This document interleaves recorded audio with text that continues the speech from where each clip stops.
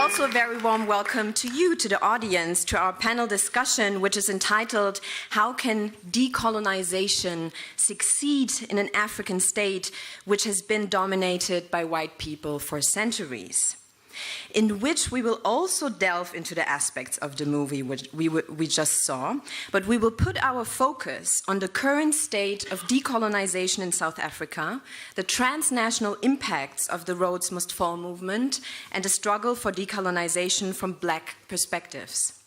So this discussion is less about the feelings of whiteness, or processes of awareness that this world is racialized and what this implies, but is more about Black decolonial struggles and their transnational impacts, especially in the field of education. We will also discuss current challenges, but also chances for Black/African liberation. Haki, how does the Rhodes Must Fall movement speak to the failure of the Rainbow Nation in South Africa? So if we would like to put this movement in a broader context, and how does this movement shows us that decolonization is incomplete thus far? Well, I think, first of all, thank you for the introduction, and thank you to the organizers of this Congress for inviting me back again.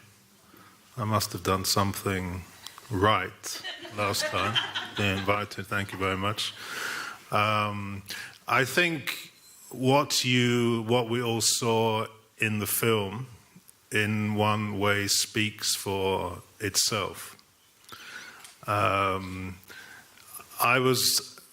happened to be in South Africa at the University of Cape Town at the time that the Rhodes Must Fall protests were taking place.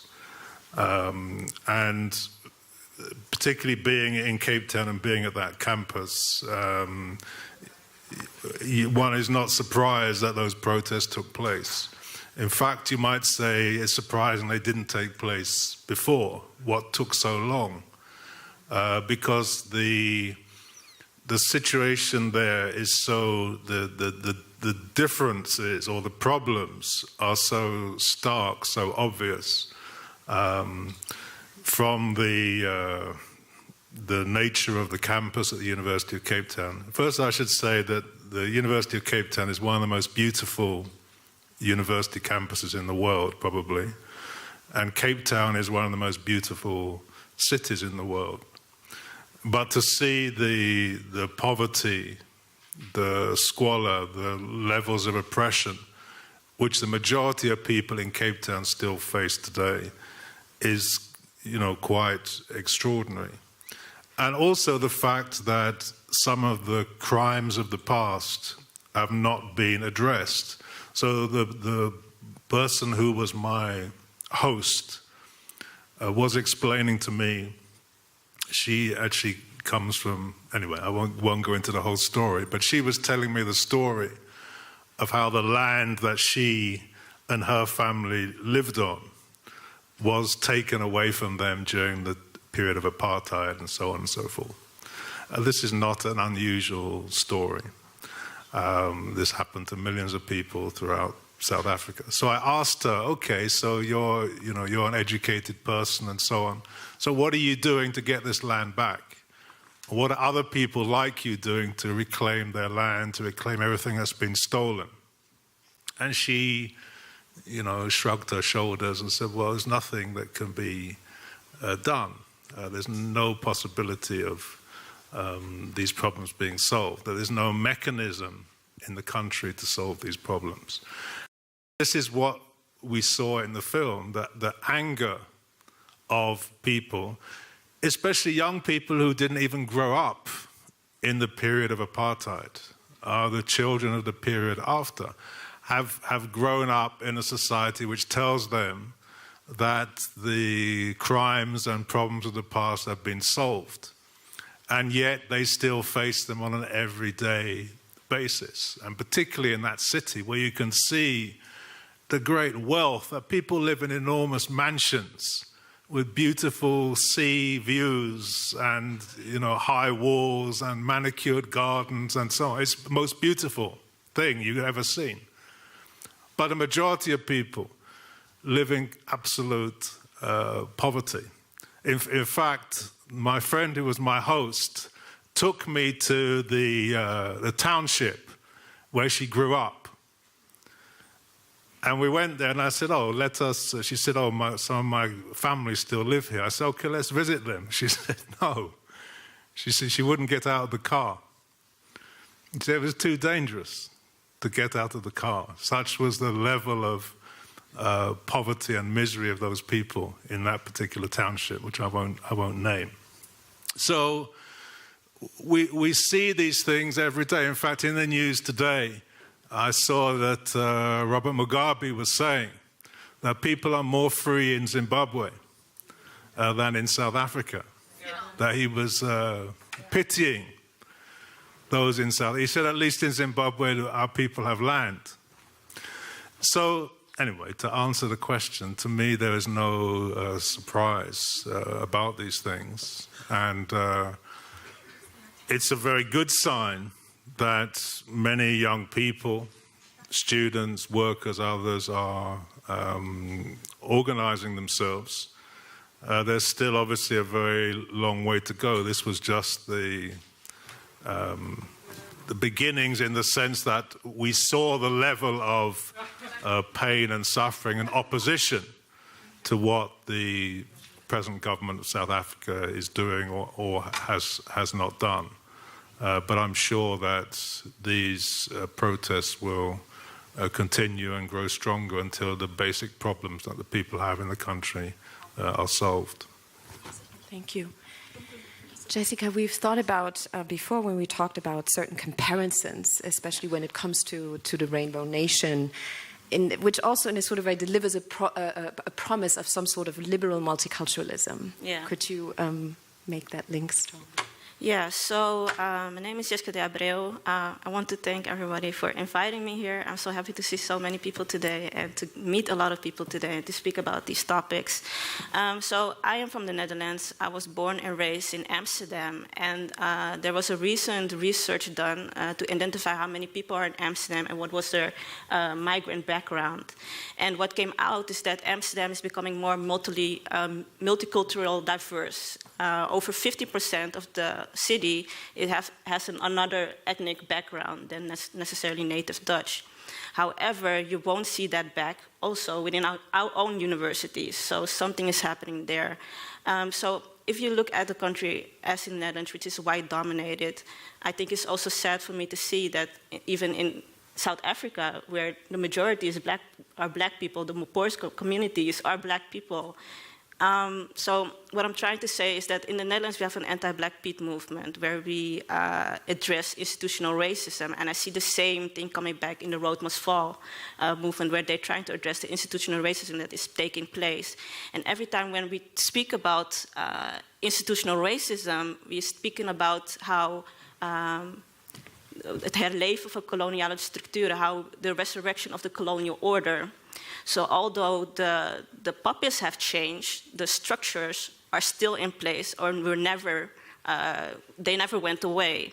So I can definitely see the need still of decolonization in so many different countries around the world, also in South Africa. Yeah.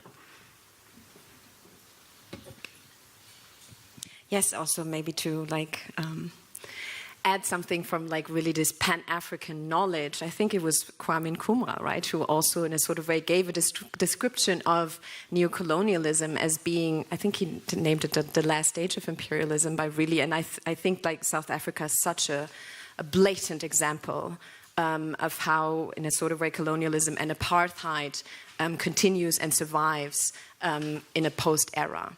Annelie, would you like to add something or... Yeah, first of all, also thank you very much for the invitation. And I think I just thought before, I think I'm more or less here to learn something, because I'm, what I know is in the film, and I think that I think it's really great to be here and to just discuss these things. But I'm also really glad to learn all these things that you're planning to discuss right now. And Yeah, so maybe what to say about South Africa, I think also what I just said, I think it's all these things that we are addressing also, they have all these ideas in their heads, and I'm really glad that I could go there, because what they said is that I come home with a film and with success. So, and the thing is that I also came home with many new things that I learned, and that I could also tell some other people and discuss with other people. And I think this is one of the most important things to me, to talk about these things and to show the film and to talk about it afterwards. So thanks to that for the invitation. I was just going to say something about Nkrumah, as Nkrumah was mentioned. And some of you will remember that as what was then the Gold Coast was fighting for its independence, Kwame Nkrumah had a slogan. He said, "Seek ye first the political kingdom." In other words, that you take power and everything is solved. Anyway, later on in his life, he realized that this approach to things was completely wrong. And this year is the centenary of something called the Russian Revolution. People may have heard of that here? Okay, good.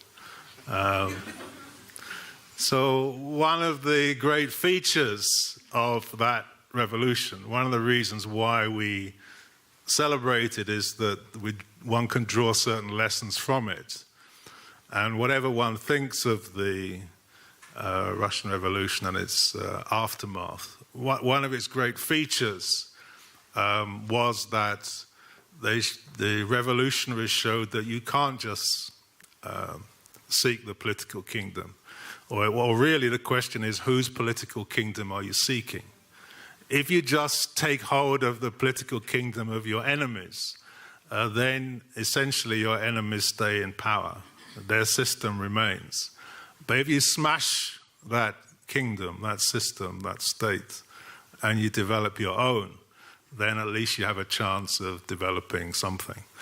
And in many African countries, unfortunately, people have adopted Kwame Nkrumah's original approach and thought that just by taking hold of the old colonial Eurocentric state and putting a few black people there, that everything would be solved. And South Africa, unfortunately, seems not to have learned the lessons of this whole history of the last 50 or 60 years. And this is why history is so important, as I'm going to say tomorrow, that we don't study history just to feel good about ourselves. We can feel good about ourselves as well.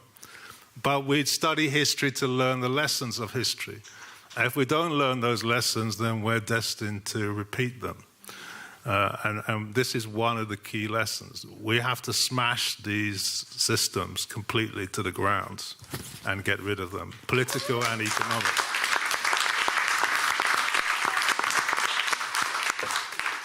Yes, thank you, Hakim. I think this is really powerful because yeah, as you said, it doesn't only refer to South Africa. We also see it in the US. The Black Lives Matter movement emerged under Obama's presidency. The prison population rose under also the presence of a black president, not only to put it on him, but this also very much speaks to that. This roads must fall, and then later it was fees must fall. And I think that's also very important to see that it was always, in a sort of way, the movement was always also embedded in a socioeconomic struggle, right? So not because often like racism and anti-capitalism in a sort of way is like de-linked from each other. But fees must fall really clearly has shown that that these students were really also struggling for around socioeconomic questions, which are of course always racialized. But it was not only, the movement did not stand for itself. It also moved beyond its borders or was part of a global transnational, or is part of a global transnational call for the decolonization of knowledge.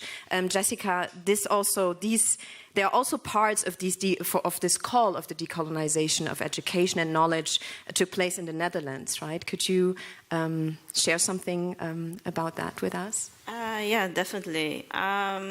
So In the Netherlands, we had a couple of years ago, I think it was 2014, 2015, there were huge protests at the University of Amsterdam. So there are 2 universities in Amsterdam. I'm from Free University. University of Amsterdam is a more, I think in my mind, a bit more elite, pretty much white, as much as all the universities in the Netherlands, by the way, but besides of that. So in 2014, 2015, there were huge demonstrations from white students in particular. They felt that it was about the quality of education. So that is quite privileged to, to say you want to, demand the quality of education. So they occupied actually many of these faculties in Amsterdam. However, as I mentioned before, there is still a huge inequality if it comes to access to education and access to higher education. So there are not a lot of students of color at the universities in the Netherlands. So while these student protests were going on, students of color felt a bit left out because they were addressing the quality of education. But when you're a student of color, of course, in such a society, you want to speak about the Eurocentrism, but also about the access. So within that movement, another movement arose. So it is a movement within the movement to decolonize the university. So their slogan was, there is no, so this is a really difficult word, I'm going to try it, no democratization without decolonization. So I ended like just now saying, so the puppet can change, but not the structure. So we have to talk about the structure, and particularly so I already mentioned, I'm within an anti-Black Pete movement. It's an anti-Black facing movement to address the institutional racism in the Netherlands. For who is democracy? For who is freedom of speech? And do we have a right, or our human rights as Black people protected? So students of color, Black students, decided to create a movement within the movement to talk about decolonized university, where the New Urban Collective, of course, joined. So the University of Color, is one of the movements around there, and New Urban Collective, we collaborated. We created this hashtag, Decolonize University, in relation to the road must fall, fees must fall, but also in the UK, why is my curriculum white and why is my professor not Black? So we had our conference with also people from the Black Lives Matter movement, activists who also demonstrated at the universities. We had activists from Adam Cooper from the UK and Marta Aracho from the book Eurocentrism, Racism and Knowledge, to address the Eurocentric curricula. So as a student, of course, I was happy to, needed to organize around, and I'm still organizing around these movements and developments. So the University of Color and New Urban Collective, we contribute also to what I call the Black Archives. So a year ago, I co-founded one of the first historical archives in the Netherlands, where we consist over 5,000 books and documents about Black Dutch history, about documents, archives, not only about the history of slavery, colonialism, and race, but also the resistance against it, and that is even less known. So even our colonial history is pretty silent. There's not much known also about how community felt what it means to be Black, what it means to be Black in the Netherlands, and the resistance that they have built. So the Black Archives consists of book collections of Black intellectuals, writers, etc., of people who want to unsilence this history, but also organizations where their administration and documentation were left hidden, what it meant to feel Black in the Netherlands. So, for instance, the police brutality they were facing, the ethnic profiling, but also it's like a really old story, access to education, just basic needs in society. So the University of Color, New Urban Collective, we are a student movement to address institutional racism and finding our place at the university. So also talk about gender, make it all intersectional, talk about gender, people with different sexualities, but also, coming from a university is quite privileged. So also thinking about being less classist and to know that access should be accessible to everyone. So we hope that the Black Archives is a response to the slow response of institution not decolonizing it and finding our space and covering our space where we can feel at home and where we can produce our own knowledge. Yep. Yes, and this especially also against the background or of like including also the critique of not also only to diversify the curriculum, but really to decolonize it, especially in a time where diversification as a like neoliberal paradigm is also very much intact. Hakim, could you tell us something about the reciprocal impacts of like student movements in the UK, how they would relate to Rhodes Must Fall, because Jessica already mentioned the campaigns, why is my curriculum not white, why is my curriculum white, why is my professor not black? Yes, and I'm sure there have been other campaigns. Yeah, so we could say that the Rhodes Must Fall campaign in South Africa was inspired to some extent similar movements in Britain. Of course, there was a Rhodes Must Fall movement in Britain, especially at University of Oxford, which has anyway some of Rhodes' money, endowments, and so on from. As well as statues and so on. So that campaign existed, and there have been other campaigns which were developed in relation to curriculum and to the non-diversity of faculty or academics in Britain. What I would say, though, is that although these movements may have been inspired by, to some extent inspired by events in South Africa, there's actually a long history of such movements in Britain, even going back. Myself, I've been involved in various things for 25 years or something. So as a historian, I don't want the history of these movements to be distorted and presented as if it's only been around for 3 years, because some of us have been struggling for a very long time, not just in relation to university curriculum, but to the curriculum of schools as well, because that's very, very important that the school curriculum also reflects the diversity of the world, the diversity of Britain, that includes people of African heritage as well as Asian heritage and so on. So this is a very long-running movement. I will say more about it tomorrow when I give a presentation. But all the problems which exist in South Africa or the Netherlands or Germany or France also exist in Britain. And again, it's important to link these particular problems as they face black students or black academics to wider problems about the nature of the education system, the way it's funded or not funded, the way education is used in general. So these are also very important questions to consider, and very often these campaigns are often waged in isolation from other struggles that's going on, and that's also a problem. Obviously in Britain we have a big crisis about how higher education is funded, the fact that students have to pay to go to university, and these kind of problems. And we also have particular problems to overcome in certain subjects. For example, in history, we have hardly any black students studying history at university. We do have some, but very, very few. We have very, very few black teachers of history in schools. We have very few black academic historians. We only have one professor, and so on and so forth. So there are a whole range of problems, but they are connected to the problems of the education system and whose interest the education system is supposed to serve in a country like Britain. And that problem also has to be looked at, investigated, and addressed as well. Thank you.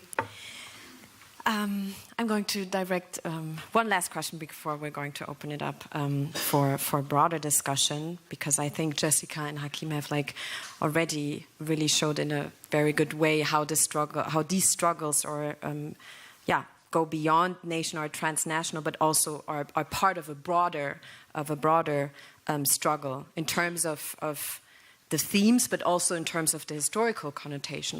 This is just a part of a historical ongoing struggle. And your movie also, maybe not explicitly, but implicitly pinpointed at the question of quote-unquote allyship. I want to put this in quote because it's a very contested concept, the concept of an ally. What have you learned about allyship? Yeah, what I learned, I think, was that it's really important to not always think that you can do something better just because the history of your country just in the last few years made it possible for you that you can study or that you can achieve certain things. So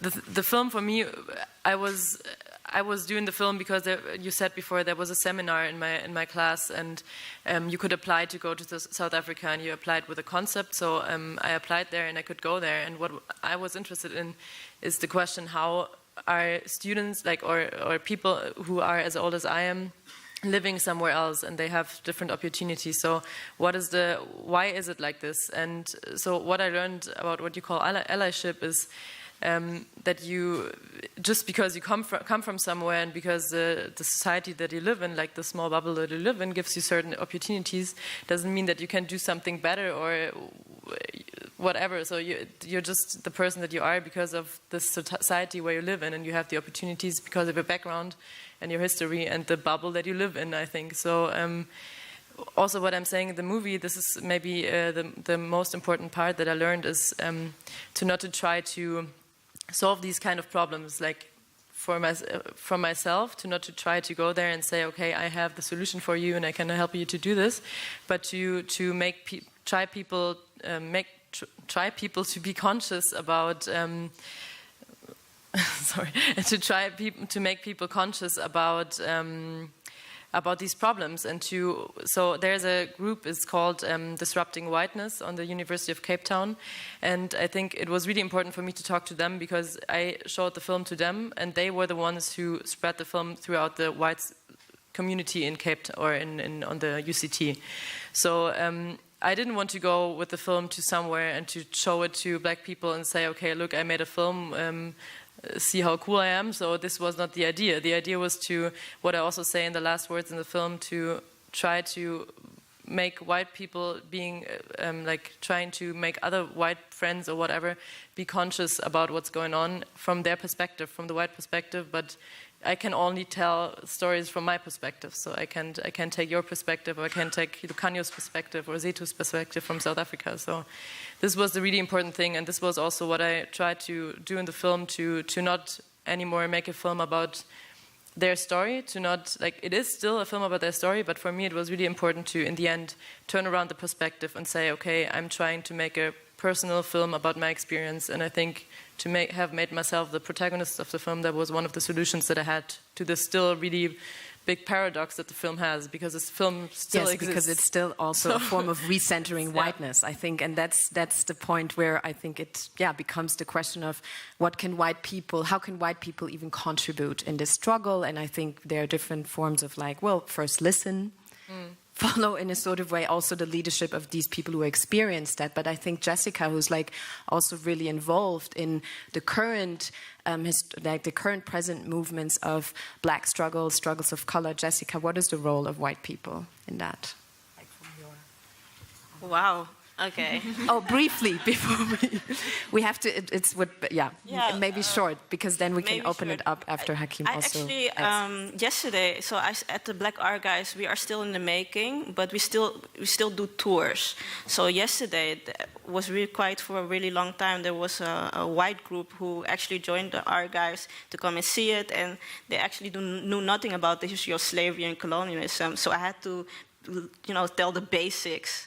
But there was this one guy. He was actually, I just mentioned, he was from the LGBT community. He was gay, and he was asking me like, okay, so we have this rainbow flag, but people of color and black people demand that there will be a black and a brown stripe. And within the white gay Dutch movement, there was a huge discussion. Anyways, he said, so what is your perspective on it and what can I do? And I said, but you're the one, you know, you have the access to that space. I didn't even know there was a discussion, but maybe you should become an infiltrant of your own, you know, your own environment and just look at your own psychology and the own arguments in this whole sociological, anthropological, political environment you're in, and just research it, because I cannot answer that question for you. Thank you. Hakim. Yeah, I'd be very interested to see a similar film about Germany.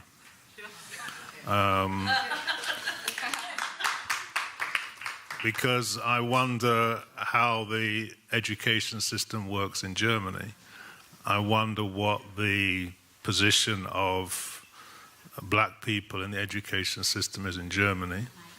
I wonder what the position of poor people is in the education system in Germany. And the way I would look at things is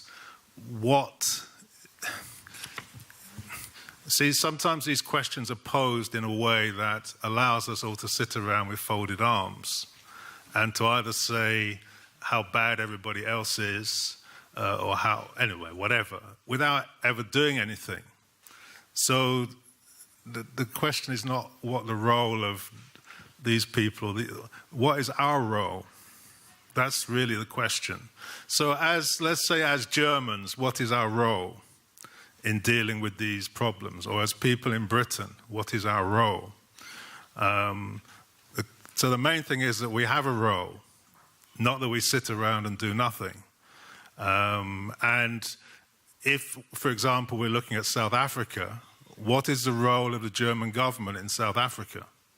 What is the role of the German government in Africa? And what are we as Germans doing about the German government in Africa? Or the German multinationals in Africa? What are we as Germans doing about that? Those seem to me to be the immediate problems to be taken up for solution. Because what the German government is doing in Africa and what the German multinationals and financial institutions are doing in Africa, they're also doing to people in Germany.